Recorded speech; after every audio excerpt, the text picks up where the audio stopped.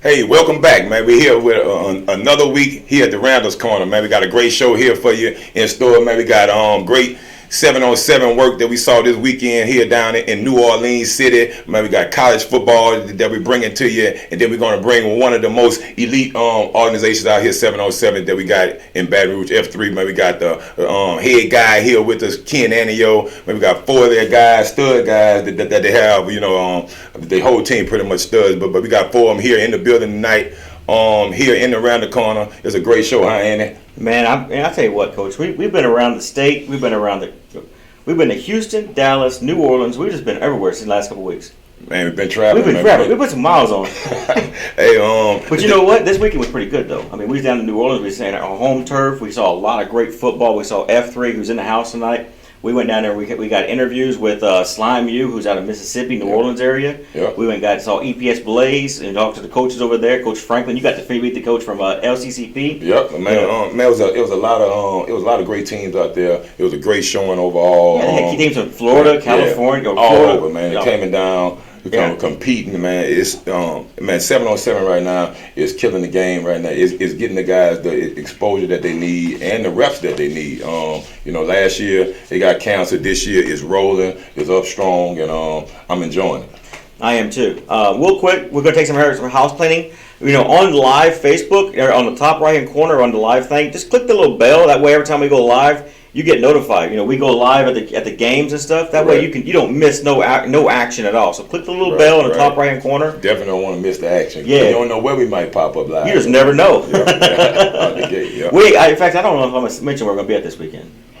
Huh? No, it's not. No. All right, so let's do that. So, and the other thing I want to talk about is our app. Right down here on the bottom, we have our app. It's just download. It's a free app. It has all kinds of stuff. The guys you're going to be seeing tonight, they're going to be on the app. You have games on there, we have pictures on there. We have all kinds of stuff on the app. Go check out the app. It's free. The other thing we want to talk about is our magazine. Our magazine just went to print today. Man, I'm excited. We have 44 guys in the magazine. The first national one, man. We still got a lot of Louisiana guys in there, but we have taken it to the next level. We got guys from different places, and the 7-on-7 helped in that right now because we able to see these guys from all over right there, hands on. We got 44 guys in the magazine this month. 13 are from Louisiana. Yep. So let that sink in for a second. It's still a hotbed. It's still a hotbed. It's the most. It's a hotbed here in South Louisiana. It's a hotbed. But we got kids from Texas, Ohio, Florida, California, Missouri, Arizona, Utah. There's some good football players across the nation that's in this magazine. So the magazine's now gotten more exclusive. Correct. We require you now to have a 2.8 GPA to be able to be put in the magazine. Yep. If you don't have a 2.8 or higher, you will not be in a magazine no more. Before you meet some credentials. You got to meet the credentials. You've got to be recommended by the college. Still got to have those credentials up because we still is an advocate not for what you're doing on the field, but for what you can do off the field. Because at the end of the day, if we trying to sell you and you got different other avenues that's out there trying to sell you, but you can't sell a product that's not sellable. Right. Well, speaking of not sellable, there are 6.5 million high school senior football players in the United States. There's 6.5 million high school junior football players in the United States. About 6.5 million sophomore high school football players. Roughly about 30 million high school football players in the United States, right? So you're competing with not just the guys at your high school or in your district or even in your state. You're competing with guys across the United States for those scholarships. Correct. How many scholarships are there, Coach? Well, I had one of our writers asked me today. He's like, Andy, how many scholarships are there?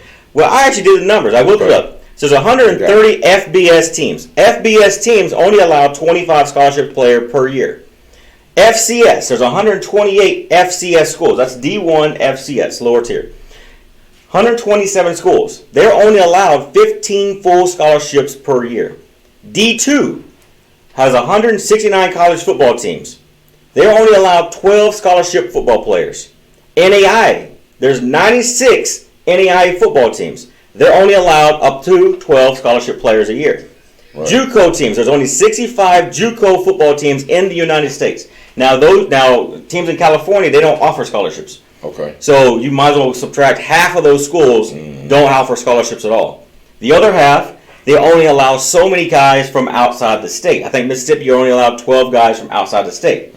D3, there are no football scholarships for D3. They only offer academic scholarships. What the total number is? The total number of scholarships offered across the board is 8,335 scholarships out of 6.5 million high school football players. That's a small percentage, right? That's when they start talking about that 1% when they start talking about the professionals in the NFL. Because that number obviously drops. It drops down to 300. Than that one, right? 200, was it 246 or 49 guys drafted? Right. So, man, just let that sink in. When you're going from when you're competing with 6.5 million that's in your class, the class of 2021, and that swings down to 8,000, and then like you said, and you got 300 guys trying to get those, those who put in position. So that's why they're so exclusive. That's why you are those 1%ers. But it all starts with you got to get you got to have the academics, because we know there's plenty of them that have been eliminated just by not having they're not even having the chance to even be seen. Right. So what makes each guy special? Marcus, what made you special whenever you went to LSU? Well, those are some of the things because I felt like I was special, but then you go in there, you seeing 90 other special guys. So I mean, the thing that made me special at my high school though, that made me stand out, because I graduated fourth in my class. I was the class president at my school for the SGA. I was in the Beta Club, treasurer in the Beta Club. So that made me stand out outside of just being a good quarterback on the field. Again, I mean, when they come in to recruit you, they want to know who they're getting. I mean, so you got to be able to be in leadership roles before you could be a leader. Mm-hmm. So you got to be in those kind of things. So I know that those were sellable things. I was told those things too growing up, that you want to be a part of these. So you can not only deal with just athletes. I'm dealing with different people that's inside the school, the different people that's going major in different things. They got different activities. So that made me just more well-rounded. I know how to deal with people better.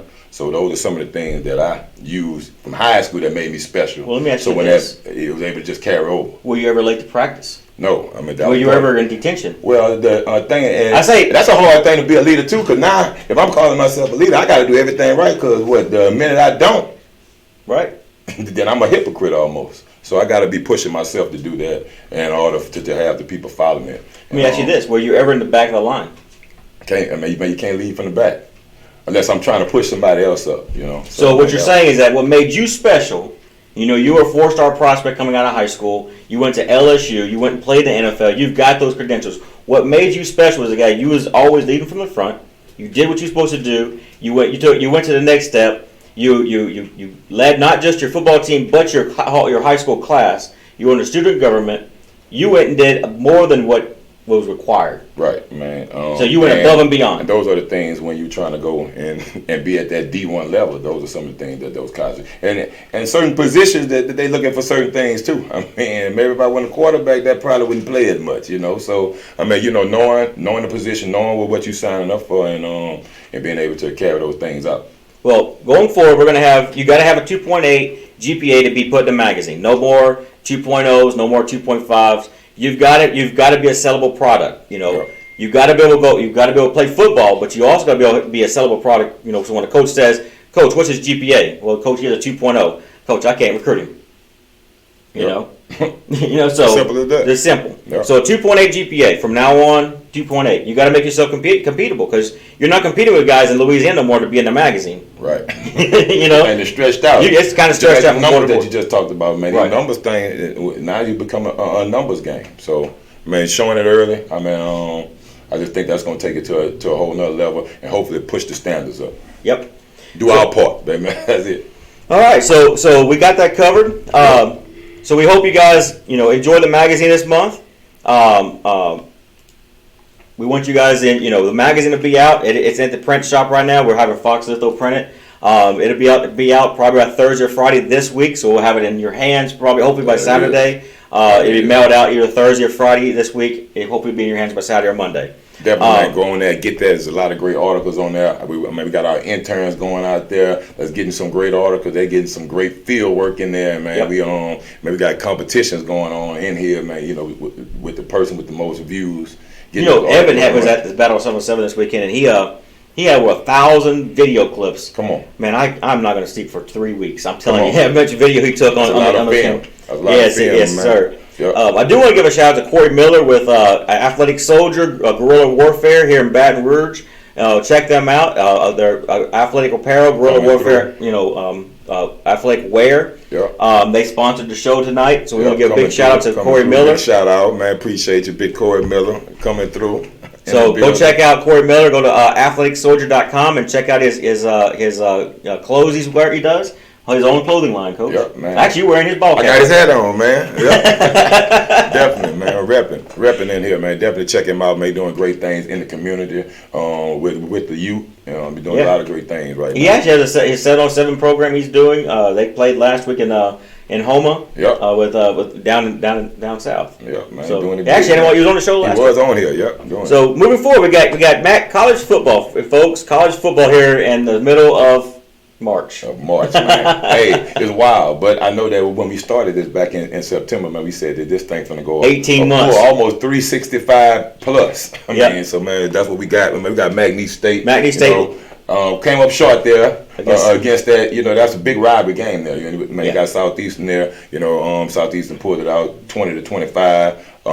Cody Ogeron still had a pretty good day there. Throwing for 212 yards, throwing it to one of his main receivers over there. The transfer that came in there. Man, we'll be talking to his brother later on, Josh Matthews, with 5 catches. So they still got that program over there rolling. Coach Frank Wilson, man. So maybe we'll continue to follow him. But switching over to Southeastern, man, we got Cole Kelly in there. He was 21 of 39, 301 yards, a touchdown. Lit it up over there, running back Morgan Ellison, 15 carries, 127 yards, 1 touchdown. I mean, had the root for both teams right? Right, you just had to move for both teams. Here, right? When I was at Southeastern, this game was such a big game for the state. The Southeastern Nichols game was a big game, but the Southeastern McNealy State was also a game. But that was always a sellout crowd. This game here, this year has a little bit different meaning. McNealy, they had 2 hurricanes go right over their house, tore everything up. These guys are trying to get back together. They won the week 1 against a smaller school. The week 2, they lost last week. Again, they lost this week. They're still trying to get their groove back, still trying to get everything going. This is Frank's first season at McNealy, so. Yeah, man, and he's done had, a tough break over there. COVID hitting, as he's getting the job, so you're not being able to have that normal year. Then, like you're saying, having those hurricanes come through, and they just trying to pull themselves together. It's just good to see them playing football. That's good for that community right now. Just to, have some hope and something to do and something to fight for right now. Yeah. So we're gonna definitely keep on, rooting them on. Like I say, it was a toss-up this week though, because they're playing against Southeastern. So man, we'll continue to move. Next week they got what? Look, McNealy's got Lamar next week. Yeah. They're going to host Lamar in Lake Charles. So if you're in Lake Charles or greater Lake Charles area, you want to do something on Saturday, go check them out. The game's going to be March 13th at 12 p.m. So it's a midday game. If you're in Lake Charles, go to the game and then go to the lake afterwards. Should be a good one. Southeastern, their next game is going to be they're going to host Northwestern State on 13th at 6 p.m. Another in-state game right now, there. I'm going to go with Southeastern on this game because Southeastern is ranked 16th in the nation in FCS right now. Okay. So they're actually they're ranked pretty high. Yeah. Northwestern State last year, I think they had 2 wins or 3 wins last year. I forget, but I'm going to Southeastern this week. Well, I'm going with Southeastern too, man. I ain't going to bet against them. Here we go. Talking about Northwestern. Northwestern lost to Nichols State. Nichols State, again, is ranked in the top 25 as well. They rolling. Yeah. They rolling over there, man. We got my main man. I know we've been talking about him week in and week out. Lindsey Scott, he's doing what he doing. 291 yards passing, 91 yards rushing. The game? 3 3 touchdowns. He's doing it in there, doing it on the ground. Man, it's just fun to see him back out there doing what he do. We've been seeing him do this since his Zachary High days. And he's still doing the same thing now. You say Zachary High, LSU days. You just name days. You just name it. Every time he put a ball in his hand, that's what he's doing, man. So he's doing great things with it over there. Glad to see him back in there, back on the gridiron, doing what he do over there, man. We got Julian Gums too as well. 156 yards rushing on 36 carries, 1 touchdown. Wide receiver Dejon Dixon, 7 receptions, 115 yards, 2 touchdowns.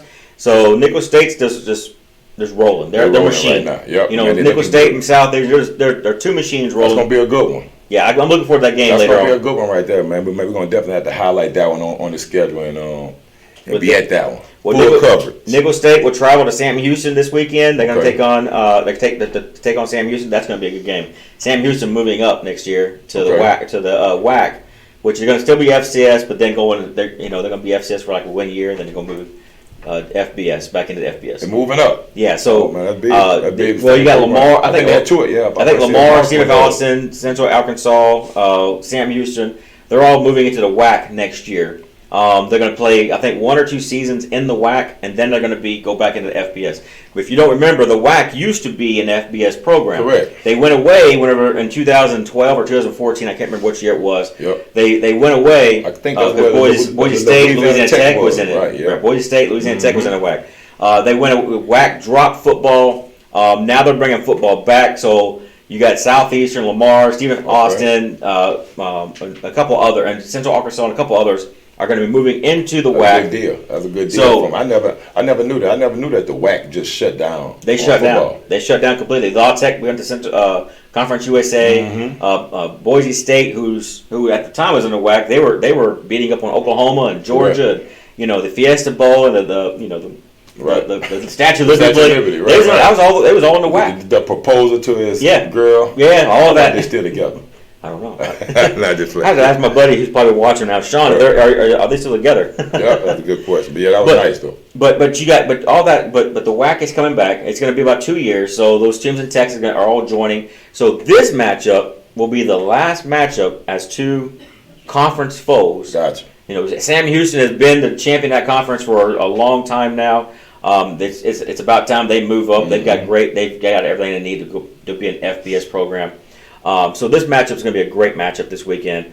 I like Nicholls in this game because of Lindsey Scott and and the weapons they've got around him. So I'd like to see Nicholls State win this game. Yep, I'm definitely pulling. That's going to be another big one. Then they're going to play at 12 o'clock on Saturday. Gotcha. So moving forward, we have Grambling State. They lost to Jackson State, man. No, they did. They lost to primetime. Come on, man. Lost to primetime, man. He already over there, man. He trying to change the culture over there, man. And this one is his first big signature wins right here, man. You beat a Grambling State team, man. We definitely was not pulling for him in this one. But I mean, he showing that he can coach because they doing this without any transfer. I was going to you took my thunder away from him, Coach. Yeah. He has the number 1 ranked recruiting class in the country, and Broderick didn't even face that. Now, this is the first time Grambling lost to Jackson in a while. Yeah, I mean, that's like I said, this is a staple win right now. He's showing that, man, look, I will say this done right now, but wait till what's coming. Well, here's what's funny about it. The guys they played right now, most of those guys will be riding the pine come August. Come on. They got to get their spots up that easy now. I don't think they're going to have a full choice because those freshmen walk in and some of those freshmen walk in, they're going to take those spots. It's going to be a fight. Yep. It's going to have to be earned because as long as they win in games, they still got to get the first nod. Let's call it as it is. This is a COVID win. Yeah. It's not a typical win on a Saturday night in a fall. I want all win. Yeah, I know, but it's still. I want all win. I'm going to give Project. I give it to him. I'll give it to him because it is a COVID win. It's a spring win. Love your Falls, but moving on here to Baton Rouge, man. You got well, hang on. Let's not move on yet. Okay. I want to say something. Who you got? Jeremy Higginbotham, the Grambling quarterback. I do want to say something about him. He had a big game at 24 for 35, 237 yards passing with a touchdown. He also led the team in carries with 16 carries, 81 yards, and another touchdown. Now, Jeremy, I saw him play 2 years ago at UL in the game opener when Grambling traveled down to UL. Jeremy actually is from Alabama, received an offer. He was a 3-star prospect, received an offer to play at the University of Alabama in Tuscaloosa, turned that down to go play at Grambling State. And when he's been so since being at Grambling State, he's been tearing it up. So I really like this young man. He's like 6'5", 6'6". Okay. He's a big guy. He has a great arm on him. He actually took that game over his freshman year against UL. I mean, he was slinging the ball all over the place. UL I think that was Billy Napier's first season there. Okay. He almost beat UL that game because they went up. They were neck and neck. For the first half, and then the second half they kind of fell back a little bit. But the first half of that game, they were neck and neck with an FBS opponent, with an in-state FBS opponent. We're going to definitely have to follow Jeremy Hickenbottom, man. Yeah. Man, you done just sold him. Yeah, Jeremy Hickenbottom is the real deal. So he is a real dude. He's the real deal. Okay. At quarterback. Right, so now we can move on to Southern. Maybe we're going to definitely. Southern in the house, baby. Southern, they came up short there, though, against Arkansas Pine Bluff, 30-33. I got to say something about this real quick. So my boy, Coach Odoms, he comes out on signing our media day and says, "Hey, Prime, we got players too. Coach, where's your players at? Come on, man. Come on, Coach. Come on, man. Don't call him out there, man. Come on, Coach. Man, you just gave Broderick a pass now. Now, here's why. Come on. Here's why. The quarterback from Arkansas Pine Bluff, where's he from, Coach? In the car. Now, hang on. Where's in the car at, Coach? In New Orleans. Where's that from? In New Orleans. Okay. So, where's the quarterback from Southern? Skelton. Yeah. Not North Louisiana. Carolina, man. I'm not sure. Yeah. I'm not sure. You had a team from outside the state. Coach, I'm going to throw some shade real quick. Coach, you had a team from outside the state walk in here and beat you with Louisiana players. It's true. Skylar Perry. That's quarterback. Skylar Perry went 22 for 37. Coach, come see me. 223 yards, 2 touchdowns. Shout out to him because we are here for the advocate of all the Louisiana guys, no matter where they are. Right. No matter where they're at. So, Coach, we gotta get some players at your brother's school. Man, we gotta get them up there, man. We gotta get it turned around. But it is a COVID season. I'm gonna reverse it. I'm gonna reverse it right now, man. It is COVID. It is COVID, and we'll be looking for them to continue to move strong this season, and then as they move on through the summer into next fall, when like you say, when it really counts. That's right. But all wins and losses count to me. I ain't gonna they do. Right. All right. So our last college football team in Louisiana that played this weekend was Louisiana College. The state's only D3 program right now. They're going NEI next year. They lost to Belhaven 24-33.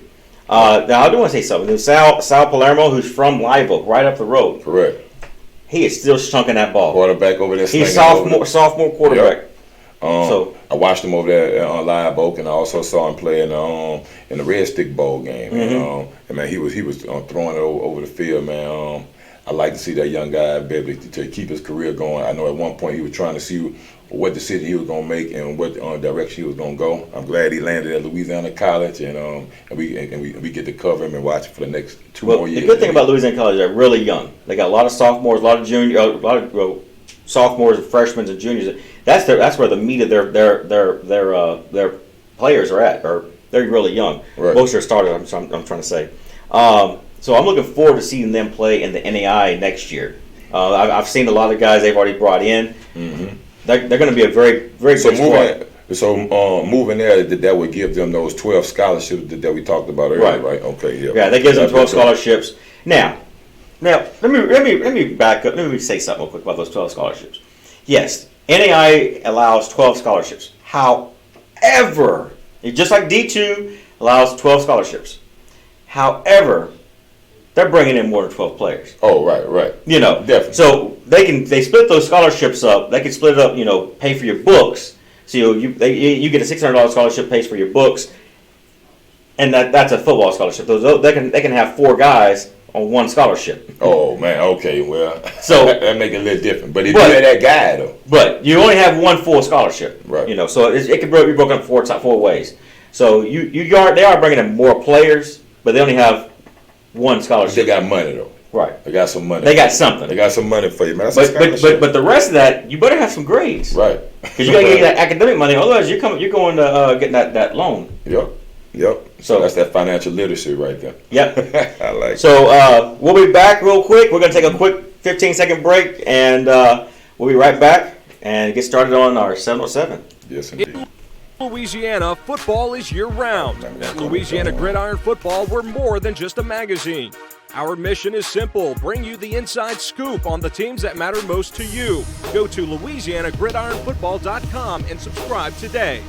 Welcome back. We got 707 on New Orleans this weekend, Coach. Coach, you You coached the cream team. How did you guys do this week? They did pretty good, man. Saturday went well. We lost out in the first round. 14U, 15U, they went to the quarterfinals, and 18U they lost in the first round too as well. But had a great day on Saturday. So man, I enjoyed it out there. Had a lot of great competition out there. Saw a lot of great plays. A lot of guys got a chance to get a lot of good reps, and as they just keep moving forward. Coach, I saw you on the sideline. Well, I hung out with you on the sideline. We stood beside each other a lot. But you took over the camera for a little while. Yeah, I mean, I had a little PD. I was glad to have you out there, man. You know, I'm trying to move around and trying to get a little versatile and using that camera or something. Yeah, man, I was able to get a lot of good footage out there. So I ended up changing shirts about 3 times because I was changing my around from team to team, and then I had to throw that LGF to represent. Got some real good footage. Got a chance to cover a lot of good teams out there. Talked to a lot of good coaches out there, man. It was almost like a fraternity. It was just a big hangout. I mean, you got parents standing around, man. I just love the atmosphere out there. Well, speaking of that, you interviewed several different teams. The first one, Slime U head coach, Coach McGill. He's a defensive coordinator for Booker T. Washington in his regular job. But here he's the head coach for the Slime U team. Let's watch the interview with Marcus and Slime U Foot 707 team. Hey, man, caught up with Coach McGill from Slime U, man. Out here at the 707 Battle, New Orleans, man. Those guys getting geared up, ready to go. Coach, tell us about your group, man. Yeah, definitely, Coach. I have a lot of guys from the New Orleans and Mississippi area. Okay. We had Tyrone Wilson from Archbishop Rommel, big tight end. Gotcha. We have 2 good quarterbacks, Stephen Banford from Archbishop Shaw and Kylin Jackson from West Jefferson High School.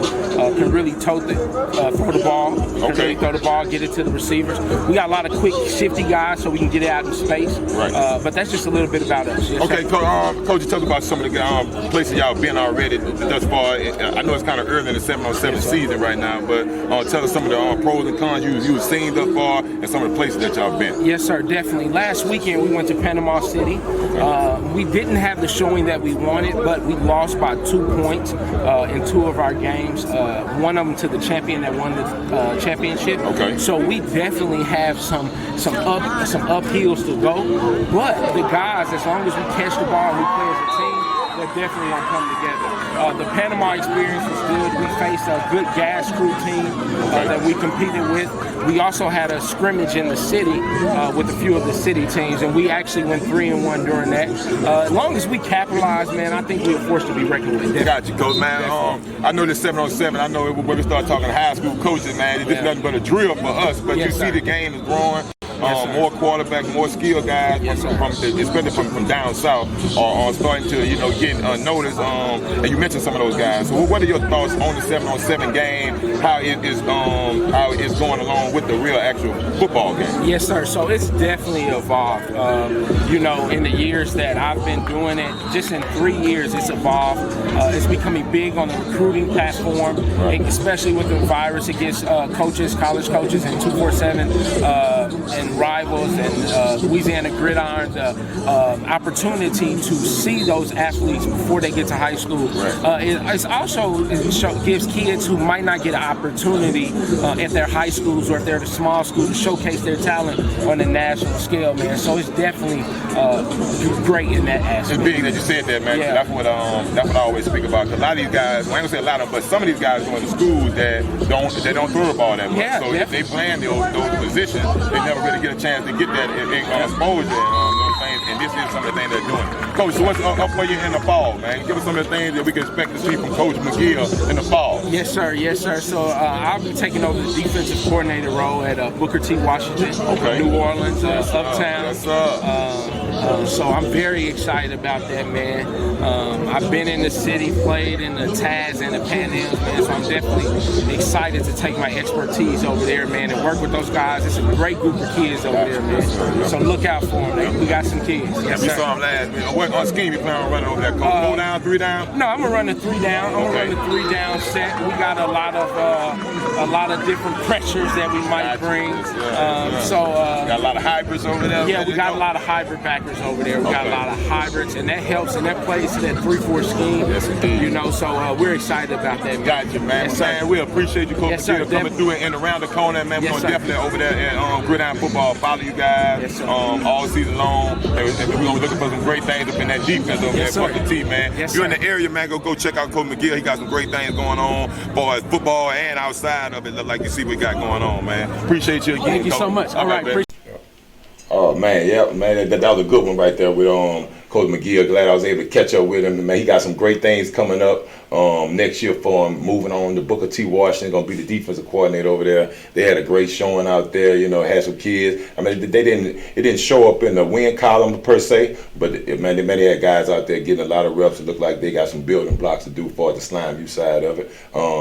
Looking forward, maybe saw what Coach Franklin, LCCP, and then we also caught up with Coach Jimmy Zachary out there from Opelousas. Both of those guys working with the EPS Blaze, doing a great job. I think they was able to tell us that they brought in guys not only from Louisiana, they had some other guys out there, right? From Texas, from Arkansas, even from it's a Lake Charles based team. They got guys from Faraday, they got guys from Alexandria, they got guys from Shreveport, guys from all over. Arkansas, Mississippi, Texas. I mean, all over the place coming to the EPS Blaze, which I thought was kind of unique, you know, just how big it was, you know. Right, man. They're actually bringing in guys. Like you say, this thing is growing. Like we talked about earlier in the intro for the show, man. This thing is growing. Teams are competing at high levels, and you know they're trying to get to these championships. So man, they're bringing in guys doing what they have to do. But when you're in this profession, I mean, and you're doing it in this 7-on-7 world, what I'm picking up is it's almost like the AAU basketball. Man, you never know who you might have. Well, let's go ahead and show the clips real quick and let everybody meet Coach Franklin. So, Coach Franklin, take it away. Hey, caught up with EPS, owner of EPS, head coach at Lake Charles College Prep, man. Out here, New Orleans, battle 7v7. Coach, what's going on with you, Coach? How you doing, man? Enjoying just hanging out with everybody out here, man. Just watch some of the kids play ball, man. Good deal, man. It's a great atmosphere out here right now. There's a lot of competition going on, man. We definitely following you guys today. Tell us about some of the big time guys y'all got on your team. Oh, we have a good bit of guys. We have Javante Citizen right now with us. We have JT Fayyard, receiver. We have Giovanni Gibson from Opelousas. And we have a loaded squad, man. We're excited for these guys to just come out here and watch. Like, so my son's out here playing, so I'm out here watching the boys play. Yes, sir, but man, you're a head coach, I'm a head coach. Tell me about the game of 7-on-7 and what it's doing for our football game, and you know, with the quarterbacks getting the reads, that they're getting defensive guys getting a chance to work on their coverage skills. I think it just makes you play faster, man. I mean, I hear one thing about it, I tell everybody is that 7-on-7 game is totally different from anything else. It's not like football with pads on it. Pads with football is not like 7-on-7. It's its own game, you know. So in order for you to play fast, you have to know coverages, you have to know your reads at quarterback. And I love this game. It changed my program. Well, I'm about to say this game has changed a lot of programs. Like you just said, it's almost fast break football now. No doubt. People are bringing these kind of schemes, a lot of these plays to the real football, football game. And as you see, especially down here in Louisiana, which I'm an advocate for of this and bringing it to Louisiana, because the stigma of we couldn't play quarterback, or we couldn't make quarterback. Right, that's right. So now you see a lot of those guys coming out. Developing. I think it's part of the whole development, man. Just giving kids opportunity. I mean, you either can do it or you can't, man. That's one thing about this game of football. 7-on-7 will expose you. You got your helmet on, you can't hide, baby. So I'm gonna switch up a little bit on high school football. Tell me some of the things you guys are doing right now to prepare for that 2021 season and make another great run like you guys did. We're just in the off season right now. Like a lot of my guys just finished, my linemen just finished wrestling. Okay, good deal. My skill guys are in track and basketball just finished and baseball. So we all spread out. Like I say, my boys have a choice. Normally after the season over, I make them pick a sport. You have to at least one other sport. That's it. You know what I'm saying? The entire year. But after once everybody gets back, you know, more about April, we're about getting really into it and getting ready for spring ball. Do you guys have a spring game already set yet? We don't have a spring game set yet, but we're looking for it. Good deal. Yes, sir. Well, maybe y'all heard it here first, man. You're looking for a spring game. Holler at Coach, man. You're going to get some great work in there. No doubt. All right, Coach, man. Thank you, baby. Appreciate you, man. Hey, man, what's going on, man? We heading around the corner, man. We out here in New Orleans City this week, baby. 7-on-7 action going big, man. I'm here with my main man, Coach Jimmy Zachary, man. He out here with the EPS Blaze, man. 14U, 18U. Coach, what's going on? Man, what's up, baby, man? Give me some. What's going on out here? Give me the atmosphere. Man, it's beautiful out here, man. The sun is out, man. Ball playing, coach. Got fans in the stands, man. We almost back to normal. Almost back to normal, man. Tell me some of the things that we ought to see as we kind of capture you guys' game throughout the day. You should see a lot of explosive players, man. We got a lot of athleticism, a lot of height, man. A lot of speed, for sure, man. We got a guy running a 4.25 40, man. So we got some speed out there, With a man. name like EPS Blaze, you gotta have speed. Yes, Tell sir. us about it. And this is a 7-on-7 game, so you know obviously don't have the lineman in here. Right, It's about speed and about getting the ball out your hand and about showing that deep ball game as well as the short game. Right, showing the deep ball game and the short ball game. Also, if you're on the flip side, on the defense side, you got to be able to play some man-to-man coverage. You can't hide with a rush. You can't hide with that zone coverage, So you got to really lock up and show what you got, man. So that's what I really like about the 7-on-7. There ain't no hiding, man. Let me ask this, man. I know you first finished up your first year here. Do you have any guys out here either with you guys or other teams that participate? Yeah, we have two from Baton Rouge, Giovanni Gibson, man, and Kylin Jackson. He out here. Kylin was a freshman for us last year. Started. He's going to his sophomore year. Giovanni was a junior. He's going to his senior year. Giovanni's a receiver, and Kylin is a DB. Is there any other big play guys that we need to look for throughout today and as we go on bracket play? Man, you can look for Citizen, man. He's the running back for Lee Charles College Pro. He's pretty much ranked in the country. We got offers from everybody. Our quarterback, JT, he's pretty good too, man. He's out of Texas. Man, they got a lot of Finister. We got a lot of guys out here, man. They will catch all out, man. Good deal, man. We're going to definitely follow you, guys. Thanks for spending a little time with us here in New Orleans City Battle Tournament 7v7, baby. More action coming later.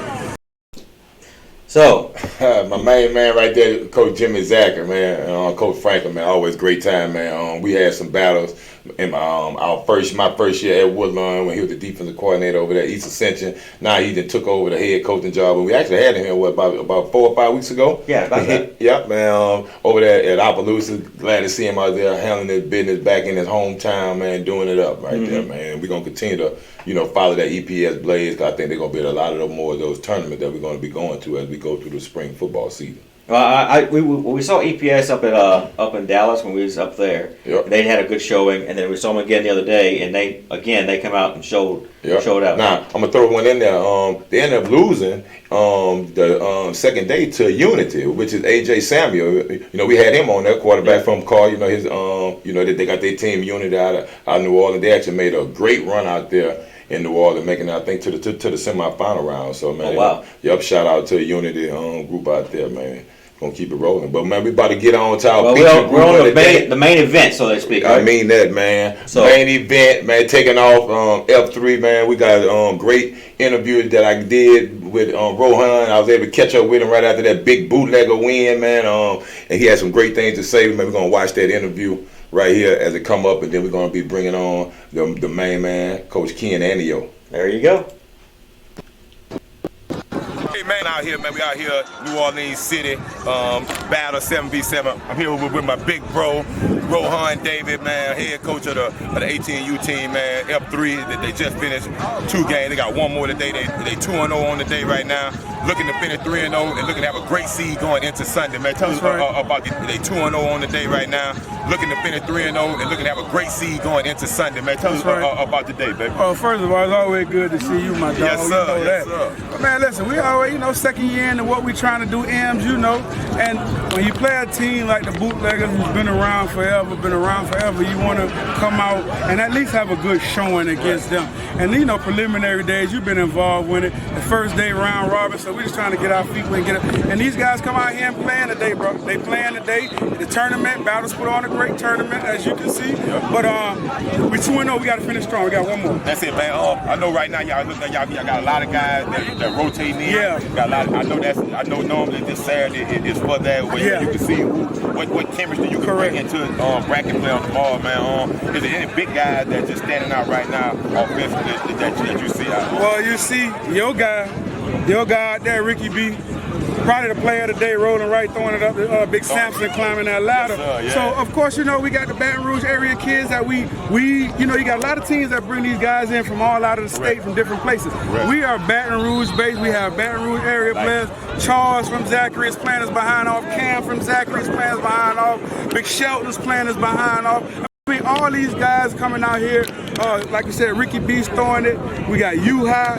All these guys coming out today, Baton Rouge area kids, know together, and they playing together, man. And all their guy, Ricky B, in my opinion, up there is one of the top guys in the city, if not the state, is having a hell of a tournament so far. Man, I'm glad you made mention to that, man, about the guys. A lot of these guys, a lot of them play Little together. A lot of them have a chemistry. You can see it. They're all happy for one another. And those, as we know, beat, you know, good teams beat good players anytime, man. That's right. So, that's right. So, man, y'all showing that, man. We look forward to following y'all throughout the rest of the day and tomorrow, man. Keep it up, man. We gonna, like I said, we gonna keep highlighting that thing, baby. Appreciate you, big bro. Baton Rouge in the house. Already. Hey, how you doing, man? Here with Cameron Lee Senegal, Zachary High School, man. He out here making plenty plays, man. Looking real quick, looking real like lightning, man. Hey, tell us what you got going on today, man. Tell me about today. You know, Team Juice. We out here show them the juice. We going 3-0 out here. You know, busting everybody up. You know, it's nothing new. First tournament, we ain't come off. You know, we ain't show them what we have. But you know, today we came out, one of the biggest tournaments in the nation. You know, we turned it up. Man, tell me what it feels like. I mean, we can see it from here. When you get it in your hands, and it look like the offenders look like they don't know what to do. Tell us, man, look like you playing basketball out here, like you're crossing them over, man.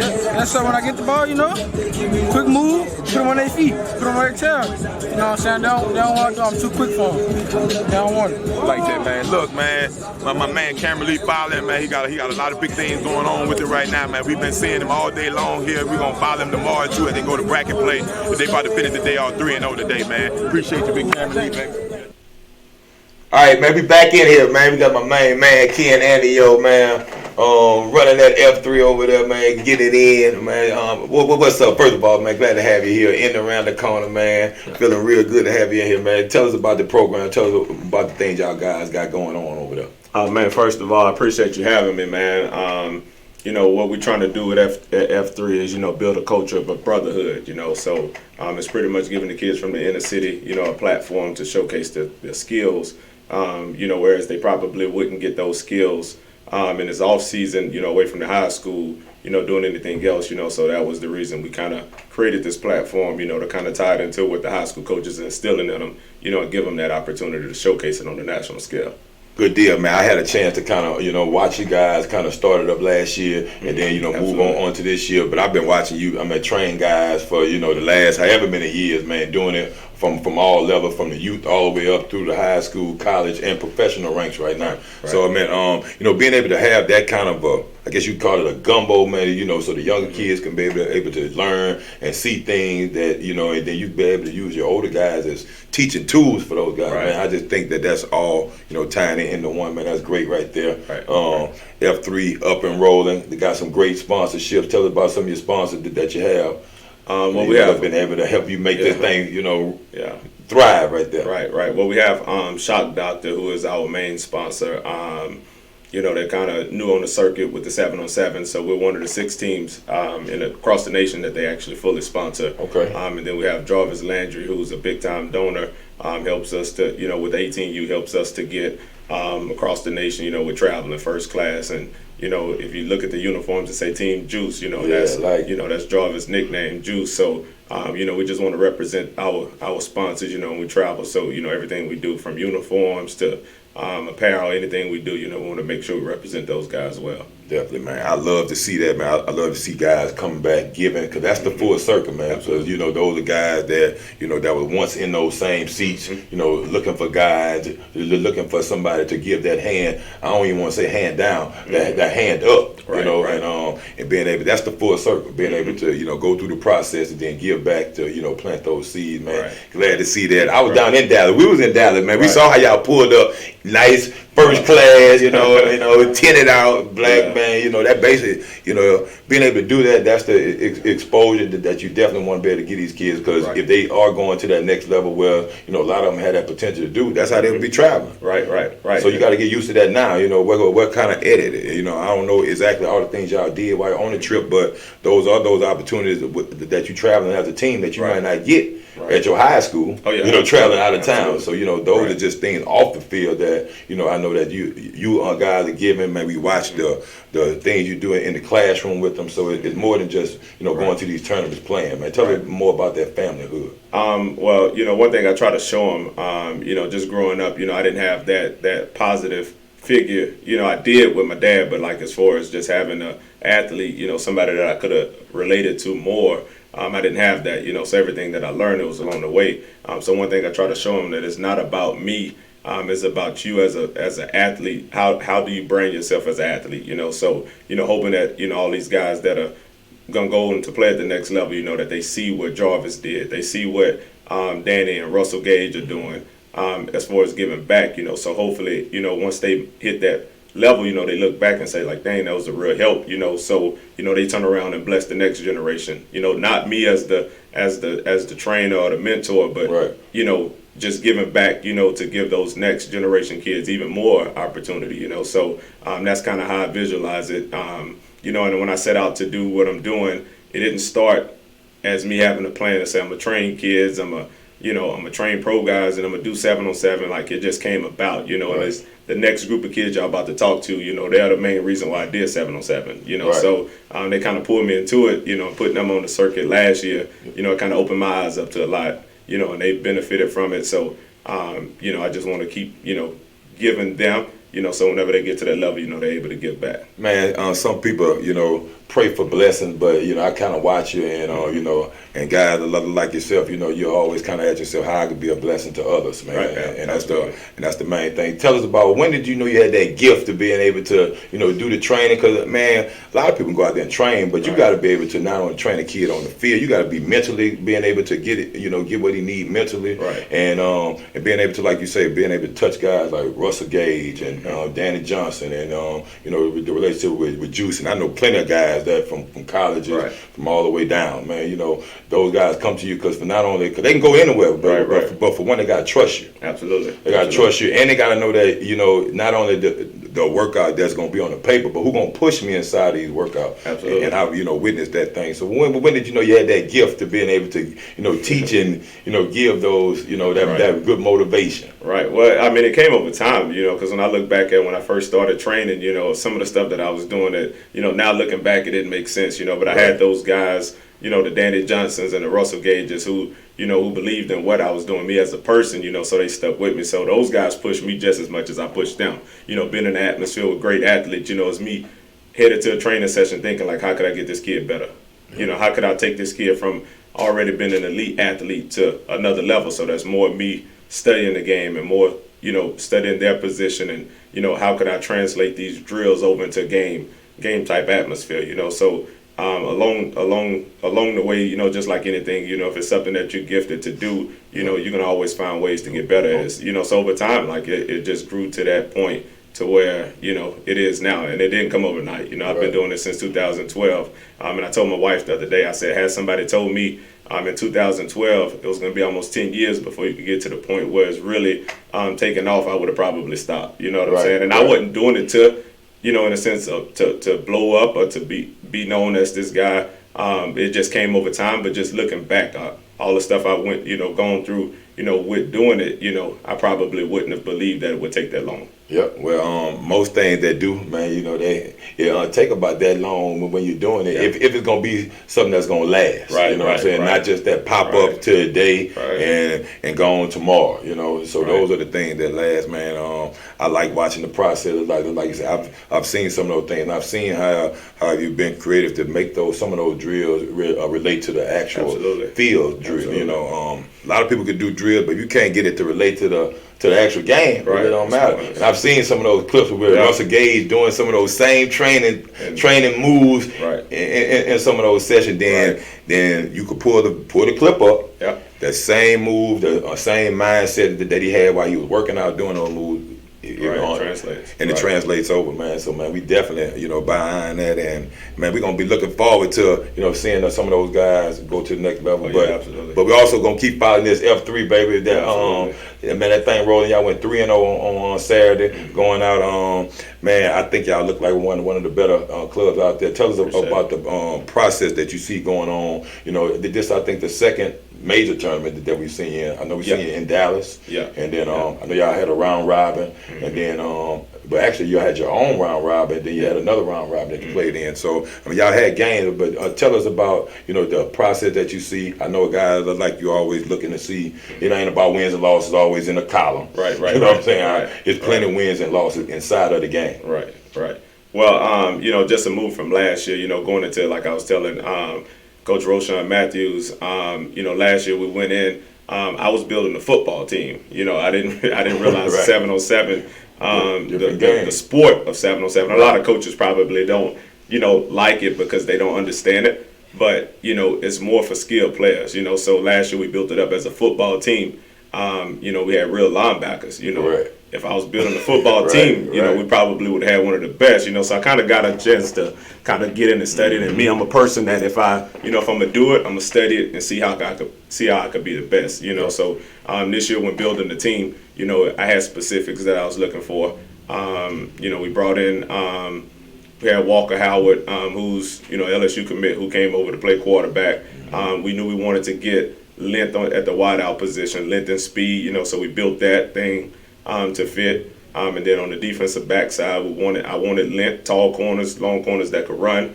Safety, same thing. I needed some dogs on the back end. Underneath guys, I wanted smaller guys who were twitchy enough to keep up with those smaller slot guys. So even during the 707 setting, I'm mentally planning, like, how could I get these guys in the best position? So I know when to get to the red zone, I want my length, to close those windows in the zones. So I'm out there actually strategically planning on, in that 25-minute game, how could I put this team in the best position? Knowing when to use the blitz, knowing when to be in cover one, knowing when to be in cover two. So I'm watching personnel. I have my defense all the time, and I don't know if it's like that with other 707 programs where they're calling defenses, but my guys are looking at me like, well, we in. I got to wait till they break the huddle to see what kind of formation. Because if they come out in the bunch set, then I know if I go man to man, they're gonna get crossed up. So I'm waiting on them to break the huddle. So when I see bunch sets, we cover twos and quarters, just to make sure we're not getting crossed up. But this past weekend we were able to reconnect with one of our old quarterback, Ricky Collins, and he came over, man, and added a spark to the team. And I think that kind of energized the players to play a whole lot different. So just moving forward, I think we're on the right track. Yep, man, that's great to hear, man. A lot of that is what it is, like learning curves. Absolutely. And if you're not getting better, you're getting worse. That's something Coach Saban always said, and that stuck with me. I tell all my teams, because you're not getting better, you are getting worse. So you're not preparing for those things. If anybody want to know, if you don't know about 707, he just gave you the blueprint, man. You want to have length out there, because you're going to be getting bald head. I saw Coach Fuse out there. He had clippers in his bag. He was ready to show the ball fade out there, man. They're going to celebrate on your head if you don't have those guys out there. Yeah, and just to kind of mark on that, before the game, he brought the clippers to me. I said, man, you must don't know, I'm a defensive back guy. So you might as well take them batteries out the clippers, man. And they didn't catch not one fade on the sneak. Yeah, man. We actually saw that, and we actually saw one of the guys that we had in here. He was a big jump ball guy in there. Shelton Sampson. He made some big plays, and like you talked about some of that length. Maybe we got another one of those guys in here, Kylin Jackson, that can make plays when guys putting that ball up in that backfield, man. So you definitely got to have those. And you talked about those shifty guys in the slot, because we know this game, it looked like it's played in between them hashes a lot of times. So man, you got to definitely have guys that can check those whip routes and play guys down there, man. So, for sure. But it's also making it a whole lot better for these guys when they go back off to their high school coaches, be able to do that, man. What's the relationships or some of the things that you was able to see last year? A lot of your guys were able to go back into their respective high schools and be able to do some great performing there. All right. Well, one thing I did, I talked to I had you in the organization last year. I talked to Coach Fertitta, at Catholic, Dave Brewerton over at Zachary, and just getting their insight, getting, how they feel about 7-on-7. I had Coach Bruder step out to practice and give his opinion, some stuff that he told me last year with formations-wise. He thought that was, kind of pulling away from, what they were being taught. So it was some things that I looked into was like kind of shifting that around. Like, do I want to continue to, have formations to where it pulls away from the real game of tackle football, or do I want to make it simulate? So what we do is more so skills that they'll be able to take back, whether it's defensively, teaching how to properly play coverages, versus just saying cover 3 is deep third. You see that a lot, and it bothers me from a defensive back standpoint because cover 3 is not just deep third. Correct. You know what I'm saying? So just teaching those guys how to read it, and it starts to make sense, like football sense. It's like a chess match, So all my defensive backs now, I get them on the Zoom calls. We go on the whiteboard and talk football, and they're able to draw it up and see how offenses are wanting people in every quadrant of the field, So this is why we run this coverage. This is what this takes away. When we go quarters, somebody's going to get bracketed, and them understanding who's going to get bracketed in certain route combinations. And they do a good job of, of comprehending, what's being taught and what the coverage is actually, supposed to do. Man, that's a good thing because, I know it may sound oxymoron-ish, but remember you always say, man, smart players going to make smart plays. Dumb players going to make dumb plays. So if you're not putting the cerebral part to the game, I can be as athletic and run fast and jump as much as I want, but if I can't work together inside the scheme, or I kind of know what the offense trying to do against me, then obviously I'm not at a good advantage when that happens. So man, we definitely appreciate that part of the game, being head coaches, being able to really respect that. I do the same thing like you just say Coach Brewerton do. I hate to see schools line up and run formation that you're not going to run in a real game. So how is this really helping you when it's time to play real football? If you're a wing T team, I'd rather see you in 7-on-7 going through all your wing play, wing T fakes and whatever's going to be able to carry over to the real game. But we do know there's a fine line because a lot of they're looking for the win-loss. They're looking for the win-loss cards. So we're trying to win. So you're seeing quarterbacks take the snap and they standing right at the line of scrimmage. I'm like, hold on, man, you got a line there now. So you're teaching bad habits and stuff like that if you're not being conscious of some of those things. Right, and I think what it boils down to, and even though that some of those things are put on film, I think when you get in the heat of the battle, some of those things may be being taught. But when you get in the heat of the battle, the quarterback may be thinking, I'm just trying to get this play off. Correct. He's wide open, let me go there. So it's not, I don't think it's taught that way. I think it's just, you're in the heat of the moment. Like I went back and watched some of the film. Like I watched every single clip from every single game we played this weekend. And just kind of studying it to see what do we actually look like.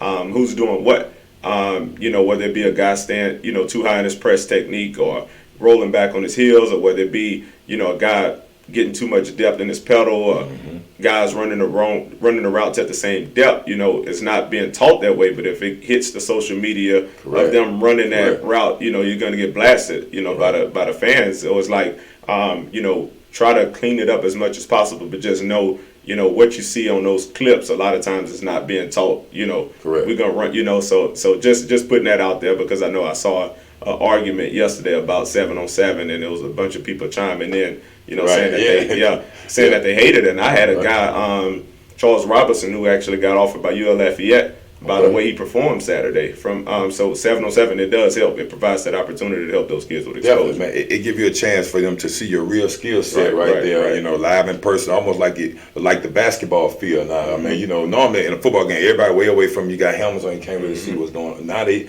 can give you an offer right now. I can see this kid, I see his face, I'm looking at his build, I'm right here, I can see him change direction, I can see him, his vertical leap out here going after balls, because you getting that rep after rep after rep, where if you're playing in a real football game, I might not see this kid. I might have to watch 3 games before I say, okay, I see what he can do. Because they might not throw the ball that much. Exactly. They might not get that many attempts. So, man, we definitely. You got something, Andy? Yeah, I've talked to a lot of people around Baton Rouge about you, because I like to know everybody. I like to know people, I do a lot of people watching. I just want to know. I like to know people. But everybody I've talked to so far has talked really highly of you. I know Coach TD, he just actually posted here. A shout out to my grambling brother, Ken, stand-up guy. And let me correct. Let me kind of get on this subject right quick. When y'all was talking about Jackson State and Grambling. I kind of had a look on my face sitting over there in the back, man. That's I saw you over there. Yeah, come on, man. Hey, look. Yeah, the G, they went up into the hole, man. So I take pride in the G, man. Come on, man. Yeah, Hey, for sure. They better get it together. Prime, they better get it together. Yeah, like Jay-Z said back on one of those albums. Hey, man, y'all got about a couple months to get y'all stuff together. We're going to go get Randy Moss, man. We're going to go get Randy Moss to come coach us. Well, what I was trying to say, my point I'm trying to make is that what you're doing over there is great thing. It's great for these kids, you know. Right. Everybody's talking highly about what you're doing over there. Rohan said it a little while ago on the video, on the interview we did, Marcus did, that this is Baton Rouge kids. You know, you don't have kids coming in from all over the place. These are all kids right here, right here. Absolutely. So big shout out to you, man. Appreciate it. Appreciate Big it. shout out, man. Any last words you want to bring? I mean, you want to say before we start bringing some of them guys up here? I just want to these next 5 guys you're about to bring up. You know, all of these kids been working with me for some years. You know, I've had a chance to watch all of these kids develop different characters. You know, different talents, but all electrifying, awesome athletes. You know. And they're the 2023 class that pulled me into the 7-on-7 thing. So they definitely, once they make it to the next level and make it big, they definitely owe me a lot, man. Yep, man. This that same group. I know last year 7-7 it was cut short, but I was out there in Panama. Oh yeah, and actually won the whole thing out there, this man. That group, so yeah, man. this that group, man. That group. So we've been definitely following. We're gonna be following. We about to get them on up here, man. Yeah, Coach, sure. I mean, I want to thank you for coming through, man, hanging out up and around the corner with me and Big Andy, man. And we're gonna continue to follow you guys throughout the rest of the 7-on-7. And as we go into the real football season. Absolutely. Appreciate it, man. Appreciate y'all you, having baby. me, man. Yes, sir. All right. Thanks for coming on, Coach. No problem. So we're going to have our first big-time prospect come on.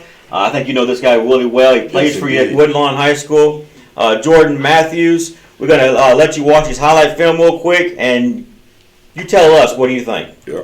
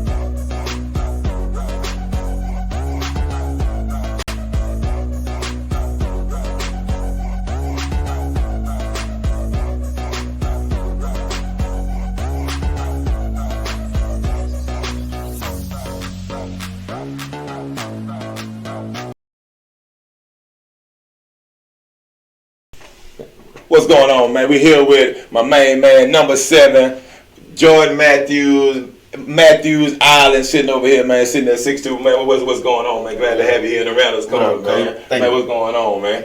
Going well? Yes, sir. Man, tell us some of the things you got going on right now. Just came off Battle New Orleans, played good out there. Not many catches made on me, so. Okay, I mean, that was in New Orleans, man. Tell me about some of the guys that you went up against, man. You had some talent out there. Yes, sir. Shaz Preston from Bootleggers. Okay. A couple guys from EPS Blaze. All them guys. Guys from all over the country. Yes, man. sir. I was out there, man. I was out there watching you, man. I know you had a battle, a few injuries coming back, man. I saw you running, man. Look like you were back up to speed. I saw you covering that deep route, cutting them off perfectly. You know, balling them off to that sideline. You know, tell me how it felt to be back out there running. It looked like you felt good out there. Tell me how you felt out there. Yes, sir. It was a relief coming back, watching my team play for the first tournament. I was excited to come back for Dallas, and then Thibodeau, and then New Orleans was the biggest tournament, so it was very exciting. Okay, man.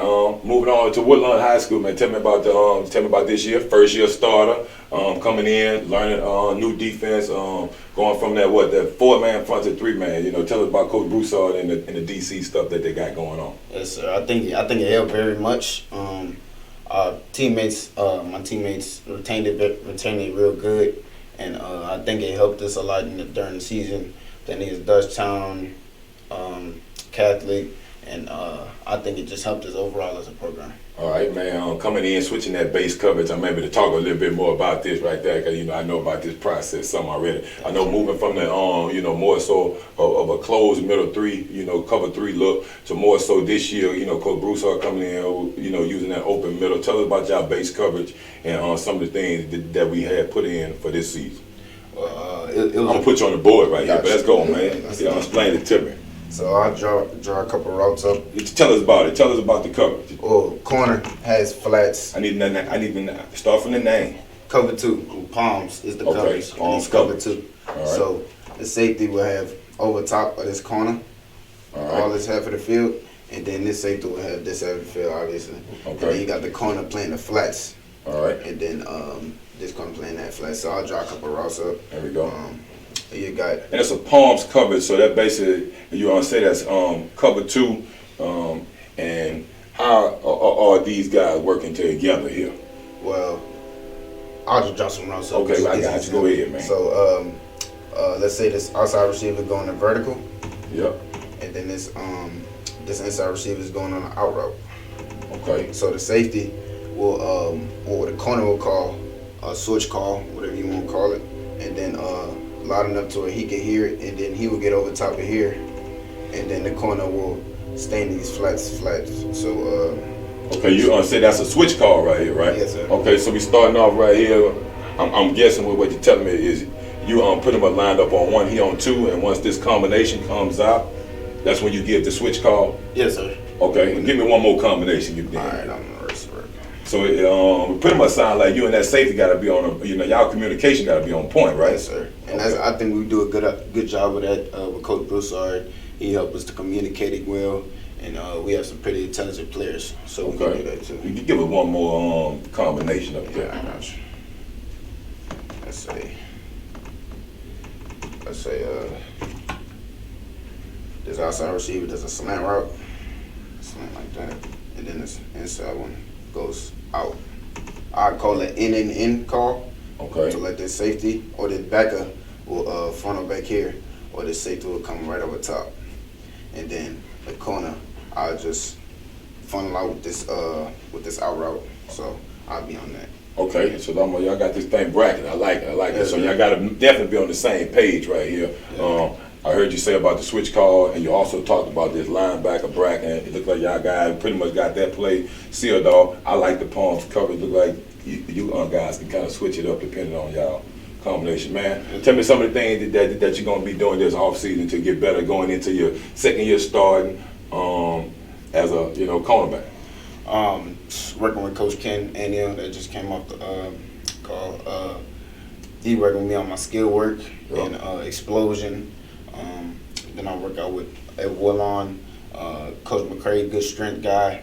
He helps me with my explosion and my speed, all of that. And then I'm running track for Woodlawn too, so that'll help me with my speed also. Gotcha, man. I know you're a big track guy. I've been watching you for a minute now with the South Baton Rouge Jaguars. Shout out, man. You've been running that 400, 200 for a long time. I mean, that's going to be another big thing for you. I know y'all got a chance to do some great things, too, in track, man. Got a lot of good guys over there. Yes, man, we're going to be watching you, man. I'm going to be there watching every step of it. LGF will be there, man. We'll be in the house, man. We look forward to, following you and as you make this journey on to the next level. Tell us about some of the offers that you got already, Cam. Some big-time offers right after the season. Yeah, right out the gate, I got SEC offer from Mississippi State, so that was a big offer, very exciting.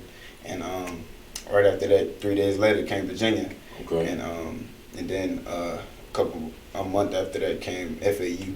So I'm very excited to be one of the first to get the offers in 2023 class.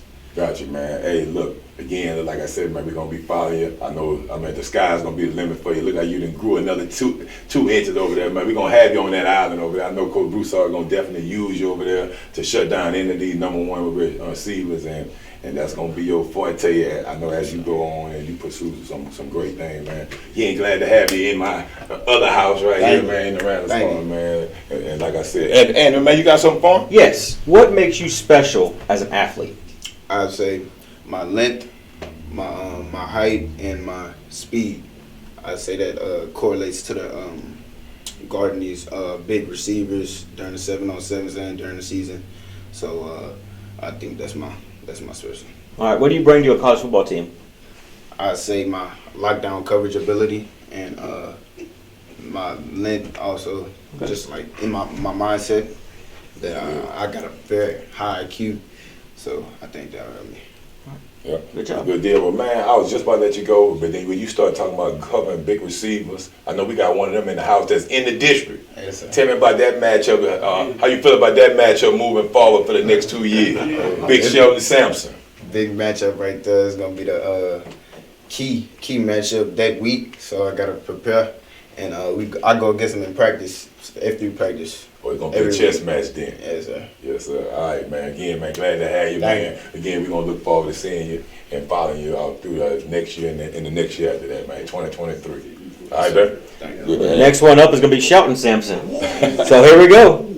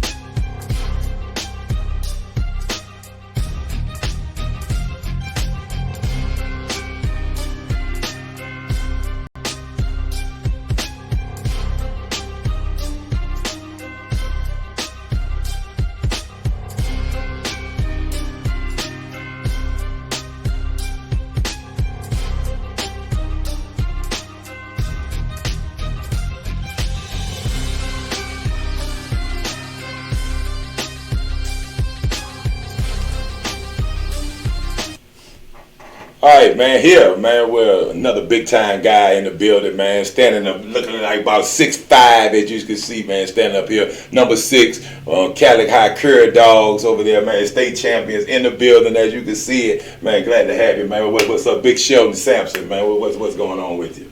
Nothing, just chilling, just. Man, no, tell me about yourself, man. Hey, look, tell me about all this bigness you got going on. Come on, man. You not, man. I know you're not shy, man. I saw you this weekend, big boy, bald head, and you was talking a little mess out there, man. Tell us about the season though. You made state champions. Tell us how that went. Man, we saw y'all guys. Man, we followed y'all pretty much all year, right, Andy? Man, we followed them all year long.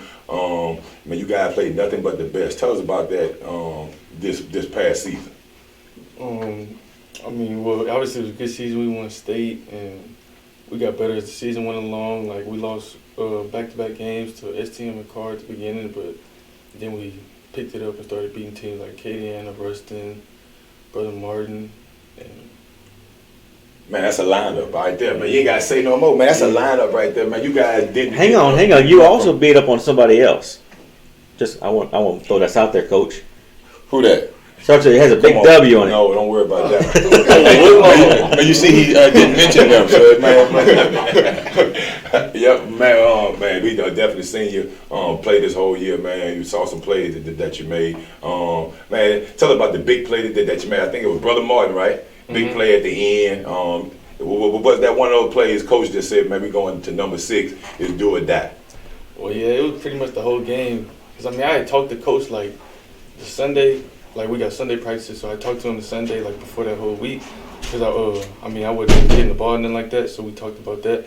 And he pretty much told me that this was my game, so I was ready for it. That is, man. That's what big time players do, man. Man, I ain't only ready for those times. I'm ready for any time, man. You know, those are things, man. Because when the ball not finding you, a lot of times people can ask for it, but then not be ready for it. But you obviously went in there, knew you was confident, knew you was doing the things that it took to be successful. And when your number was called, it was called, man. And that was a big play that we needed. Tell us, man. Let's go back to the combine, man. The combine that they had last year, man. You gained a lot of notice off the combine, man. Tell us about that. I know Coach Fertitta set it up nicely.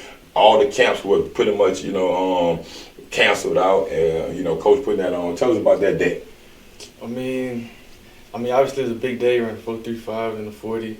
And then after the combine, that same day, I got Virginia and Mississippi State. So it wasn't nothing but excitement the whole day. Oh yeah, man, that's nice, man. When you 6'5" and can run 4.3, they thinking Randy Moss style, man. Man, we about to get you on the board here.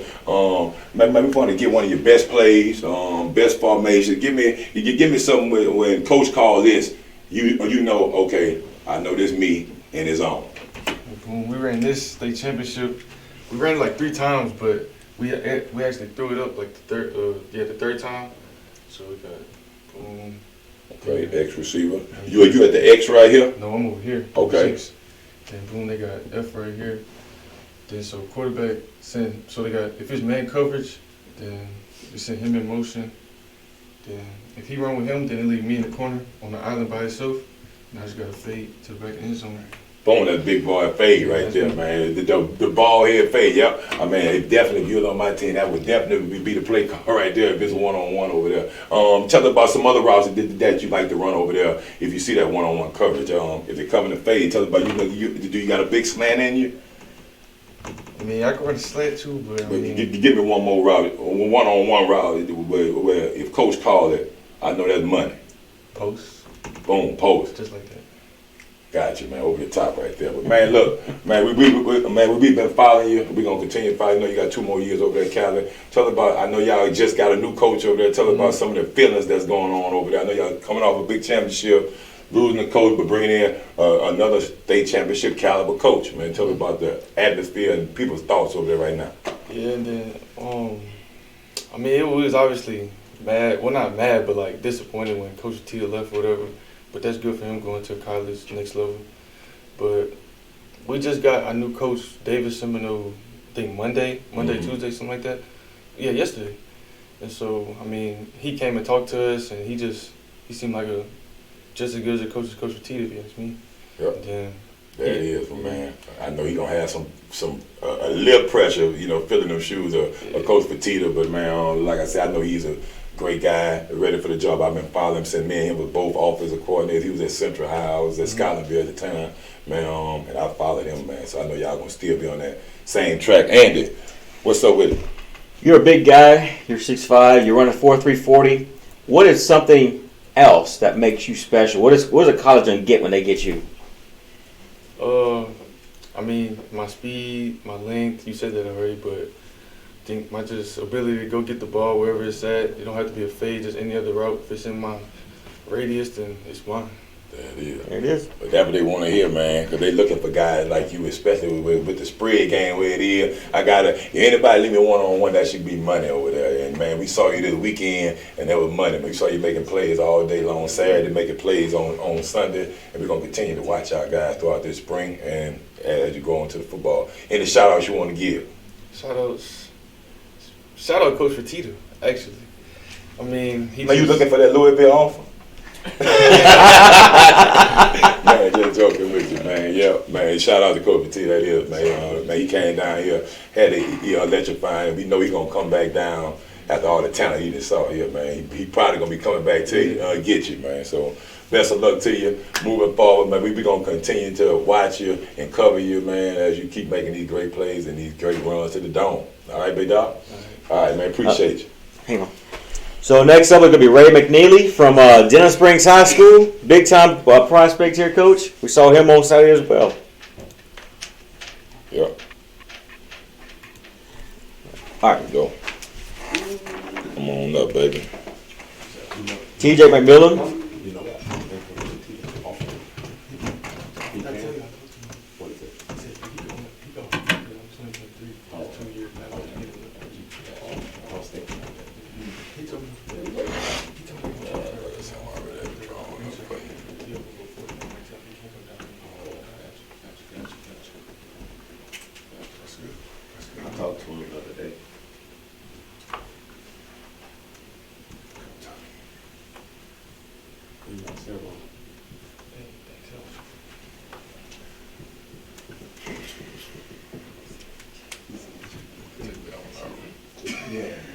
One more time, man.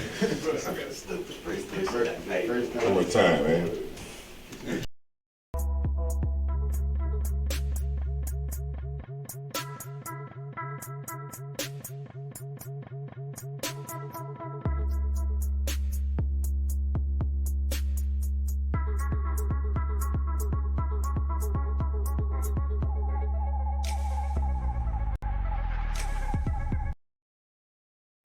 All right, man, back in here with my main man, Rayy McNealy, number 5, Denham Springs, Yellow Jacket, right where we hosting this show. He should feel like home right now. Man, what's up, Big Rayy? Man, glad to have you in the building, man. Man, what's going on with you right now? Tell me about some of the things you got going on. I actually just came from a workout up in Central. I work with Coach JB just now. I'm running track. I took a year off baseball this year to focus on football more. Okay. Yes, sir. Man, you're good there. Man, I know you could use to be able to, man, you was a stud playing that baseball, man. I like to see it. So, that man, you getting focused, man. All kinds of know that, man. You getting focused on this thing. Man, I know y'all had a great season this year. Maybe not showing up in the wins column, but y'all got a lot of traction going there. Man, we played you guys there up in the spring. But, man, we saw a lot of glimpses. Man, y'all got a lot of, young guys over there that got a chance to get a lot of reps. That's what I'm talking about, winning. Because winning don't always happen right then. Winning, may be coming over time. I know Coach Ken, he just spoke on, being consistent. So it looked like, as I've been watching you ever since you were with the Central Wildcats Youth League, and man, you got some great things going on over there. Tell us about some of the things that Coach Beard brought over there in his first year. He brought a lot of things. He brought attitude. He changing the culture, swag. We just getting Denham Springs back to how it was, and we just changing everything with the school, with the football program, and everybody just coming together, and we're making a good program over there. I like it, man. Tell us about the coordinator. Y'all had a new offensive coordinator too? Yes, sir. Coach Fournier. Okay, tell us about the offense that he brought in. Was it similar to the offense that they had there already? Yes, actually it was kind of similar with spread, pro style. Okay. Actually, this year we're gonna be in the pistol. Okay, gotcha. Man, I kind of like that pistol. They They can't dictate what side that you're gonna line up on. Yep. Man, hearing that, tell us about your best play. We already kind of had the drone up there. Talk us through it, man. Just that old counter play, point you out and then walk us through the whole play right here. This is me right here. I play F. Okay. This play was called like 3. This is gonna be 3 to the 5 because it's going to the left. Okay. So I got the pulling guard coming. He kicking out the end. I got my H back. He coming. He going straight to the back, and I just follow up the hole after him. Okay. Oh man, that's a great play right there. That's a great misdirection. I seen y'all guys run that over and over versus us, man. It was killing us, man. I like the fact that you're able to hug those blocks, man, and be able to make those cuts. Tell us about your line. Give us some big props. Tell us about some of the guys that you got coming back. Some of the guys that was big this past season for your offensive line. I got three guys coming back that was actually good. One of them made first team. I think the other one made second team. Both of the other ones made second team. A junior and 2 sophomores coming back.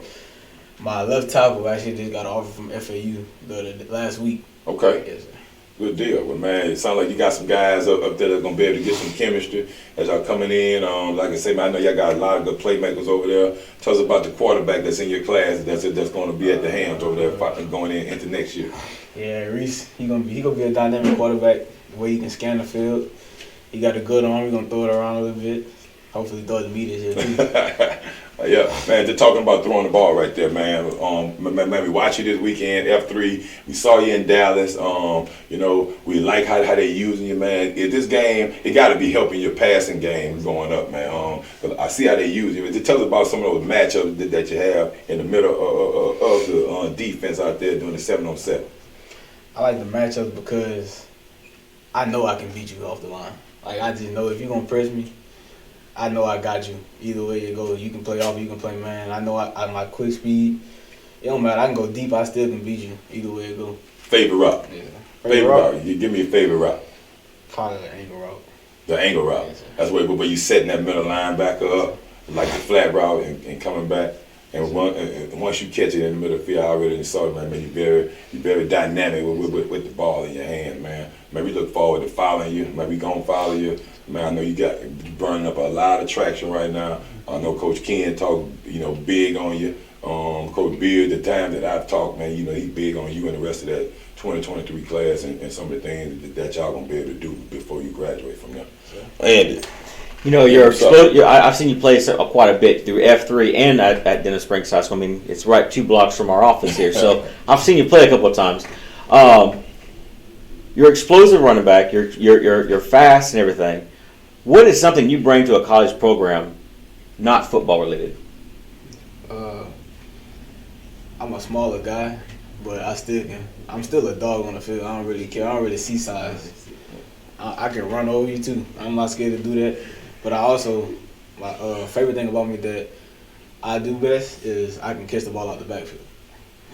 Yep, man, that's a good deal, man. That's definitely, man. They looking for that, being versatile, the way the game going now, being able to do multiple things, run the ball, being able to run between the tackle, being able to catch out the backfield. That's definitely something that the scouts looking for on that next level. Everybody pretty much look like they're going to spread now, so it is that kind of a game. But some of the things you're going to be doing this offseason, man, we know you're playing 7-on-7. Some of the other things that you plan on doing throughout the summer to get better and be prepared for next football season.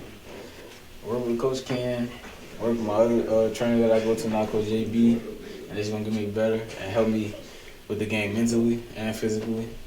Yeah. Yep, man. Well, man, again, man, we gonna be following you. Maybe gonna be following them Yellow Jackets, man. Y'all in that tough district over there.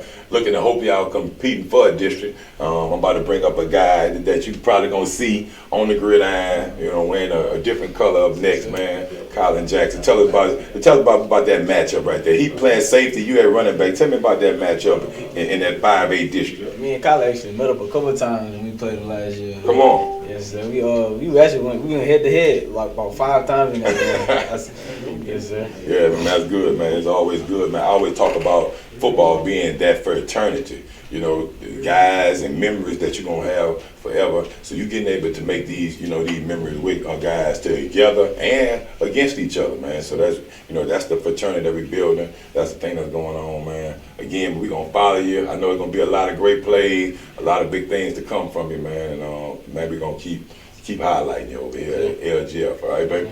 Glad to have you in the Randall's Corner. All right, so the next one up is gonna be Kylin Jackson. So get to know Kylin.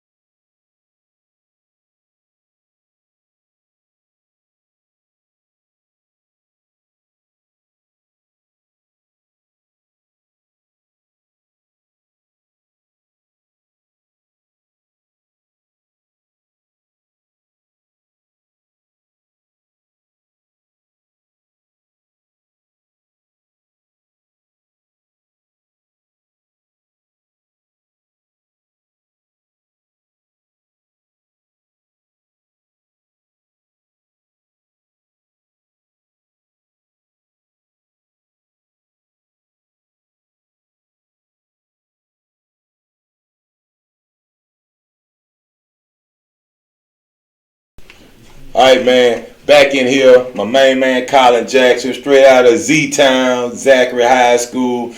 Back there, man, over the top, looking like Sean Taylor in here. Man, what's up, man? Glad to have you here in the Randall's Corner, man. What's going on with you? Man, yep, man. Tell us about some of the things that you got going on now that the football season is over with. Working, training. Okay. Playing 7-on-7. Okay, playing 7-on-7. Yeah, man. We was able to catch y'all guys, man, this past weekend up in New Orleans. Man, y'all got some big wins in there on Saturday. That day we was there, man. Tell us about some of the things that y'all doing coverage-wise over there with Coach Ken to being able to stop some of these big teams. 2-man. 2-man. Yes, sir. Everybody 2-man. You playing man or you playing over the top? I'm over the top. Over the top. Actually, I like it. With Jordan. All right, I like it over the top, man. Let's talk about Zachary football. Tell me about the coverages y'all playing over there. I'm gonna bring you to the board. Tell me that main coverage that y'all got. Who are you? And tell me some of the responsibilities. Yeah, man, it's your turn. It's you. Circle you right here, right first, baby. Right here. Okay, and then talk me through it. Talk me through something. I can draw. Oh man, you can do you. All right. So this gonna be a receiver. Okay. Favorite is he run or go. He go up. I'm gonna have up top. Okay. Me in the corner gonna stay. He gonna stay down right there. That's that cover 2 right there. Man, we got you right here. You right here. Standing back there at 6'4", man. Look, I probably had that same coverage on too, man. You looking long and range. Tell me about your speed. You got some speed? You got some speed. You give me some numbers. You got some numbers? No, sir. About a 4.5, you think? 4.6, man. You can hit something like that. Oh man, that's nice speed right there, man. I mentioned Sean Taylor earlier. You know who Sean Taylor is? You heard of him? Yes, sir. Man, that's a big time safety, man. Can you feel those shoes? Yes, sir. That's what you got you doing over there. All right, man. I know you mentioned 707. Tell us about some of the things y'all doing on Zachary High to get ready for next year right now. Work every morning. Okay. In the lab every morning. Lift weights. Okay, man. You getting that work in, man. I know Zachary had been, one of those teams that been in the dome pretty much year in and year out. Made it the quarterfinal last year. Tell us some of the expectations. I know it's championship talk over there. So tell us about some of the things Coach Brewerton got going on. Just want to win. Just win. Work and win. Work and win, man. That's what it is. I know you talked about right here on the board about covering over the top. Tell us about. But what I know since Coach Brewerton been there at Zachary, they've been real tough on stopping that run too as well. Tell us about some of your tackle skill, or you're a big tackle. I know Rayy just said he missed 5 times in that big matchup. I actually played linebacker one game. Okay, all right. So colleges that's actually talking to you and that recruiting you, they automatically know that you all around ball player. You're covering as well as coming down, being able to play in the run. Yes, sir. Man, that's gonna be important, man, because that's gonna take you to the nice, man. You can play on both sides, but the run and the pass, man. That's gonna take you to the next level right there. Stay in that weight room, baby. And all right, I'm gonna ask you the same question I've asked everybody else. What makes you special as a football player? My mentality. That mentality. Yes, sir. Yep, man, that mentality, that's all over at Z-Town over there. Brewerton must did a good job now of making sure he instilling that. That's all over the locker rooms, right? Yes, sir. Yep, man, that mentality. Man, you definitely got to have that mentality on and off the field. And that's not only a football thing, man, that's a life thing. That's a lifestyle, man. I got to have that same mentality when I'm talking about, attacking my books. I got to have that same mentality when I'm talking about what I'm doing outside of football, how I take care of myself, and so that's what mentality, basically brings winning, it brings success, man. So I'm glad to hear you say that. You definitely got to have a certain mentality with the potential and the places that I see you going, as you pursue your dreams and goals. Man, we're gonna be definitely highlighting you. Man, we're gonna be watching you. We're gonna watch that big matchup against Denham Spring with you and Big Rayy. Man, we're gonna see if they can come over there and take down that Z. I doubt it though, huh? Nah. It ain't gonna be able to do it. Man, any shout outs you want to give, man? Zachary, I know that's a big community over there, man. Give me somebody. Shout out to Coach Brew. Shout out to Coach Brew. Yes, sir. Okay, man. Tell me about some of these linebackers that y'all got coming back next year. You got something coming back? Yes, sir. They tough. Yes, sir. Tough All guys, our man. linebackers coming back. Championship, man. You heard it here first from Kylin Jackson, man. He putting it out there on him. I know it's gonna be one game at a time, though. Man, again, glad to have you here on Around the Corner, man. We look forward to pursuing you, watching you, and following you through the rest of the 707 as well as the football season, man. Man, glad to have you here, man. Shout out to Coach Ken too. Oh, out the gate. I mean that, Coach Ken. All right, we'll be right back after our message from our. In Louisiana, round at Louisiana Gridiron Football, we're more than just a magazine. Our mission is simple: bring you the inside scoop on the teams that matter most to you. Go to LouisianaGridironFootball.com and subscribe today.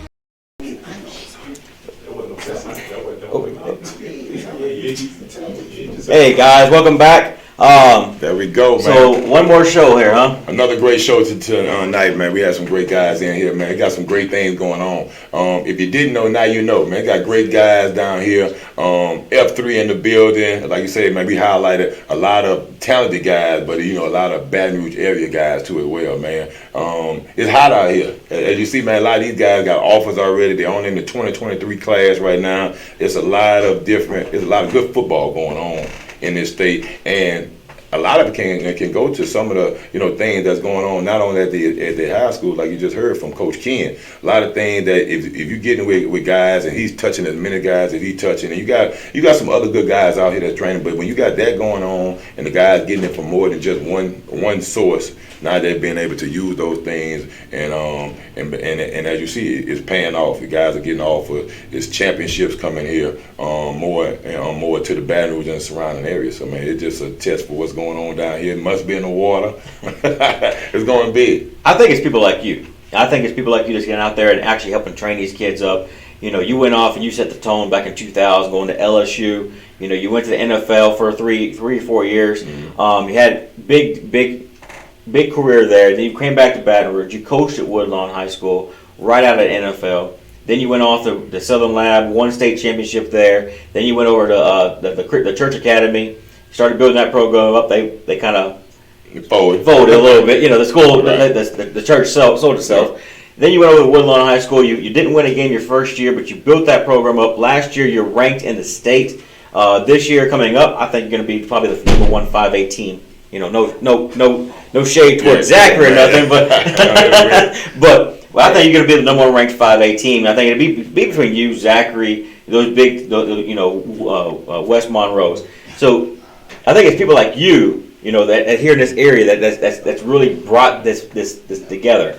Ken, big shout out to Ken. He does a big job, great job with these kids. Like I told him sitting here, everybody I've talked to so far talks really highly of that guy, Mm-hmm. And just to talk about some of the things that he mentioned, coming back, it got to take guys. I mean, he was able to go off and bring some of the knowledge back, and then be able to touch those. It got to take guys from that area to be able to come back and invest in that area if you want to see that area blossom and grow. And you're seeing more of it, more of those guys coming back coaching. Like some of the interviews we did, Coach Jimmy Zachary, he was at Graham, and now he's going back to his hometown, Opelousas. You got Coach Darcet Buckles that was, had a chance to go off to LSU and be a part of a national championship. Now he then came back and been head coach of two different, two different programs. Now he's at Hammond High. So you got all these guys. I mean, I can go on and on. Listen, go on. I can just keep going on. I mean, that's coming back, investing, giving back to the places where they grew up at. So you're starting to see more of those kids and more of those things flower. That's the full circle. That's what we've been talking about. Right. Because we didn't have a lot of that growing up. Mm-hmm. The only camp I remember going to, maybe growing up as a kid, was the Doug Williams football camp that they had at Memorial Stadium. So. But the things that they have going on now, more people getting to go out and bring the information back home, and we just going to just start seeing, that thing just keep growing. I think that's kind of why when you came over board here, you told me, Andy, we need to do this, this, and this. We had the bowl game, but we didn't have the camps. We didn't have the 707s. Now you coming on board and you're running all that for us. That kind of takes us to the next level, so to speak. I think stuff like this is what's really making these kids blossom. I mean, you say it best. Louisiana was never known for the quarterback state. You got to go to California, you had to go to Florida, you had to go somewhere else to find those quarterbacks. Well, now you got Ricky Collins, you've got Zion, Chris. You've got Walker Howard. You got, the young man over at Scotlandville. I'm drawing like his AT set. Yep. The list goes on. I mean, that's 5 I just named right Reese. There. We got Reese at Denham Springs. You got the young man over Zachary right now. Eli Holstein. Yeah, you got Holstein. AJ Samuel from Carr that was in here not too long ago. But the list now can go on and on. So, but it had to start somewhere. And that's why we're on that circuit right now that we own, the 707 circuit, and we're seeing more of these guys. And we're seeing more of these guys come into fruition. So it's going to continue to happen now. Now that we got the ball rolling, man, it's growing, and we're going to continue to cover it and be there firsthand seeing it. Man, I love doing this. I love seeing these guys. I love seeing these guys mature over the time. I love seeing these guys get these offers. I love seeing these guys go off to go to college and make something. Even if they don't go to the NFL, at least they get that college degree. And then they come home like you and come home and build something special. So this is just an enjoyable. It is, man. Definitely is. So, so another great show, great prospects. Like you said earlier, man, hit the bell. Tell them about the bell, Andy. So on the top right-hand corner of the screen right now on the Facebook Live, there's a little bell you can hit. That way every time we go live, you get a notification. So Saturday, when we're at our camps on Saturdays, you get to see what's going on firsthand. Yep, every time we go live. So find out the news first by hitting that bell. Make sure you download our app. Our app is free. Has lots of information on there. It has stuff from weight loss. I need to read the information, I guess. I guess if I could run, I'd lose weight. Come on. 2 fake knees, coach. Oh, man, come on. So no excuse. I need to do some up downs, right? Yeah, something. But yeah, you got we got information about that. We've got information about all these guys. We got the player cards. We got Domino Roughs, videos on there. Just about everything you think of football wise, we've got it. So check it out. It's free. Yep. Another thing, our magazine on our homepage here on Facebook, we have the magazine. It will be out Thursday, Friday. We'll have it in the mail. As soon as we get it back, it'll be in the mail. So check out the magazine. Get ordered this month's issue. We've got 13 guys from Louisiana out of 44 across the nation. Check out who's the who's who of football going up. So next crop. That's next crop. Hey, you know what? That's what we said the other day. It's called the next crop. Next crop, man. They up. It's up So right now, man. we got some big things in the mix right now. So some big things about to happen for us. So exciting times, Coach. Yes, indeed, man. So, man, we're here to wrap up another show, another week here at the Round the Corner, man. Man, shout out to all our guests that came through. Shout out to F3. Shout out to Guerrilla Warfare, my main man. Corey bringing the food through. Man, we had a packed house up in here tonight, man. It felt real good in here today, man. It did. So, man, we definitely will. We look forward to, having you guys next week. Tune in, and we're going to have some great things. I think we're going to bring back in some high schools next week, and we'll be bringing in another highlighted player. Yeah, I think Birdie's told me that some kids from Oak Grove are dropping down next week. So in the building. Yeah, so right. I think we got Oak Grove next week. The week after, we got St. James in the house. Yep. So we got a full lineup here. So we're supposed to put together a lineup and show you guys. The state's loaded from top to bottom. When I say top to bottom, I mean from top of Louisiana to the bottom of Venice. Right. So top to bottom. If you are looking for pictures from Saturday and Sunday's camps, they're going to be on our app. They'll be up on the photo gallery on our app. They'll be up there probably Thursday or Friday. Yep. So make sure you download the app. Make sure you get the magazine. And tune in next week. Tune in next week. Same time, same place, 7:30 here on Facebook Live. Thanks for joining us.